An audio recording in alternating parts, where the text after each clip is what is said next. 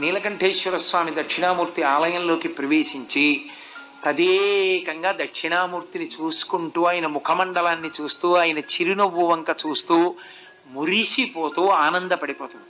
ఇంకా మీకు సంతోషం కలిగిందనుకోండి, ఒక రోజున ఆయన జుత్తుకి సాంబ్రాణి పొగ ఇయ్యచ్చు. మీరు పళ్ళెల్లో పొగ తెచ్చి ఎర్రగా గంగాజలంతో చంద్రుడిలోంచి కారుతున్న అమృతంతో తడిసి ఉంటుంది కదూ, కాస్త ధూపం వేస్తే ఆయన జుట్టు పెద్ద జుట్టు కదూ, అందులోంచి పొగ తూరి పొగలొస్తూ కనపడుతుంది. ఆ కపర్దీ అని ఆయన జటాజూటం ఎంత విచిత్రంగా ఉంటుందో. అంత పెద్ద కొప్పు, అందులోంచి బాగా జుత్తున్న పిల్లలకి అమ్మ ఇలా పట్టుకుని సాంబ్రాణి మీద పెడితే వాడి బుర్రలోంచి పొగొచ్చినట్టు ఆ పొగొస్తూ ఉంటే ఆ పొగతో కూడుకున్న జటాజుటాన్ని మీరు మనసులో చూస్తూ పైకి ఎదురుగుండా మాట్లాడుతున్న వాడితో అలాగే అంటే వాడికి కాసేపటికి అర్థం అవుతుంది. ఏదో అని ఏం చేద్దామండి అంటాడు.